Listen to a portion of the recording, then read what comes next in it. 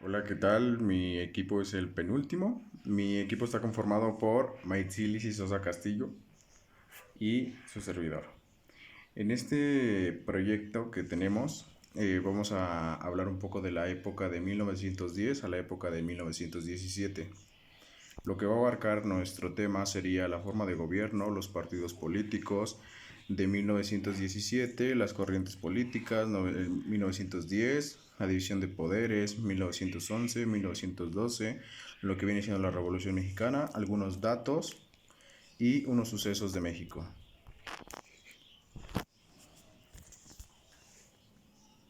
Bueno, como primer tema tenemos la forma de gobierno.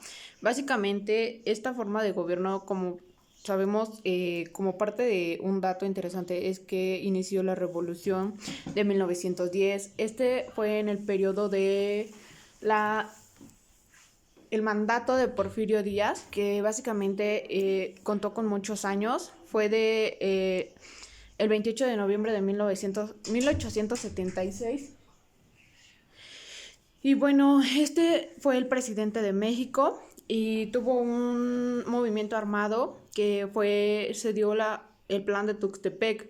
El gobierno de Díaz tuvo la pacificación y el orden seguido del progreso económico. Las libertades políticas pues básicamente eran restringidas y se darían siempre y cuando fueran compatibles con la estabilidad del régimen porfirista a la constitución política que básicamente es la de 1917. Después lo que viene siendo serían las corrientes políticas. Aquí los grupos se dividían, ahora que lo que viene siendo serían los centralistas y los federalistas. Los centralistas son respecto a las tradiciones religiosas y la implantación de un régimen centralista de gobierno, que vienen ligados al y se denominan partidos conservadores. En el federalista, la libertad política y la consideración de las leyes de la reforma, el liberalismo se dividió en tres facciones, que serían las dos civiles encabezadas por el juez y Lerdo, y otra militarista encabezada por Porfirio Díaz, y finalmente llegó al poder.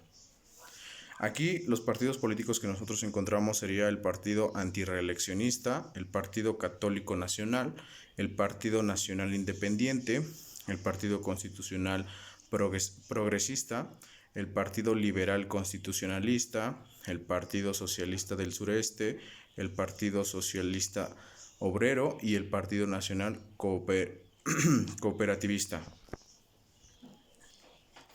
Aquí la división de poderes se dividía en tres, que era el ejército del noreste. Este era mandado por el general que era Pablo González Garza.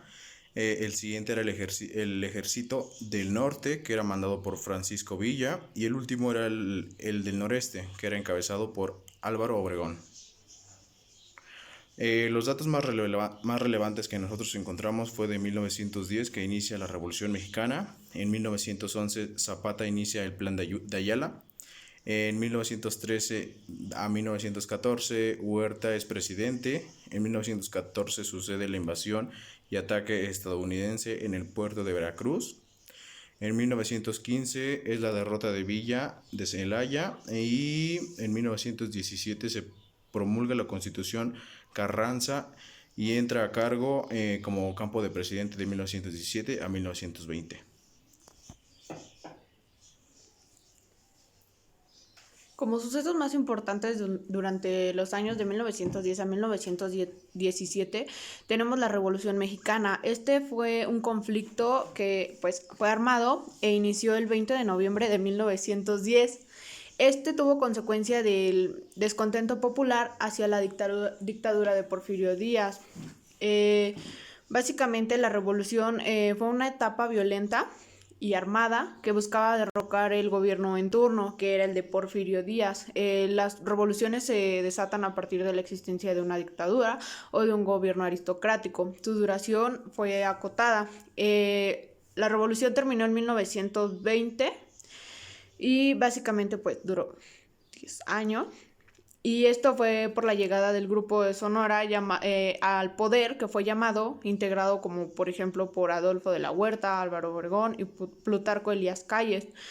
En el gobierno de Lázaro Cárdenas, que fue de 1924 a 1940, se expropiaron cerca de 18 millones de hectáreas, lo cual significó un avance importante, pues la primera administración que realmente afectó al latifundio fue porfirista, y se cuenta que Georgette José fue una investigadora del Instituto de Investigaciones Sociales de la UNAM.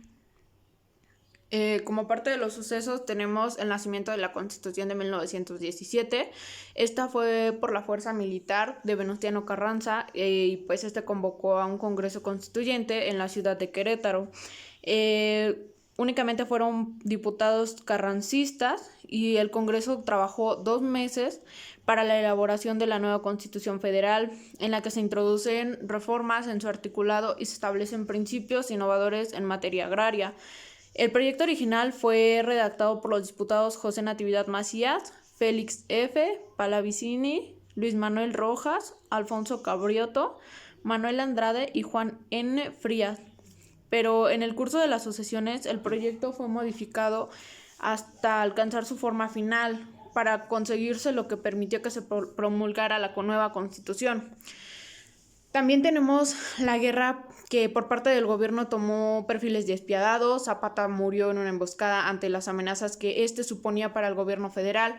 El coronel carrancista Jesús Guajardo traicionó y asesinó al líder agrarista en Chinameca. Fue el 10 de abril de 1919. También sabemos que el gobierno de Carranza duró muy poco. El general Álvaro Obregón fue quien se desempeñó en la primera etapa de su gobierno, pero como ministro de Guerra y Marina. Luego de ahí, básicamente mandó a darle muerte el 21 de mayo de 1920. También tenemos que Francisco Villa nuevamente se levantara en armas durante la rebelión de la Huertista. Los obregonistas deciden matarlo y lo asesinaron en Parral, Chihuahua, el 20 de julio de 1923. Y con todo este armado se inició en 1910, básicamente se concretó en los años de anhelos, se dieron derechos y obligaciones al pueblo mexicano. Estos quedaron establecidos en la Carta Magna, que fue promulgada el 5 de febrero de 1917, encauzando su marcha hacia el progreso de instituciones y sociedad por la senda de la libertad y el derecho.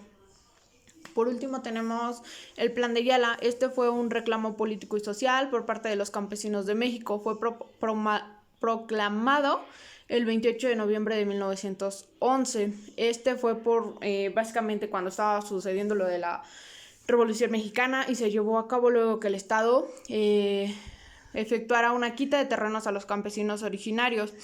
El Plan de Ayala consta de 15 puntos, y entre las consignas más importantes están las del desconocimiento de Madero como presidente de México, por considerarlo traidor, y el reparto de las tierras que acaparon los hacendados, así como la restitución de los terrenos que fueron despojados durante el Porfiriato. Tenemos también la Ley General Agraria de 1915. Esta fue por el entonces presidente de la República, Venustiano Carranza, que la promulgó en Veracruz para poder rescatar los objetivos fundamentales de las luchas agrarias. Esta fue redactada por Luis Cabrera, y sus puntos principales fueron la repartición y la distribución de propiedades mediante el expolio de haciendas. Con esta ley se logró restituir una gran parte de las tierras arrebatadas a sus verdaderos dueños por una errada interpretación legislativa en la materia. Y por último, los últimos objetivos alcanzados fue la creación de comisiones locales agrarias y de comités particulares. Estos están suscritos a la CNA y están tramitados en diversas localidades. Y pues aquí tenemos por último nuestra bibliografía, y eso sería todo.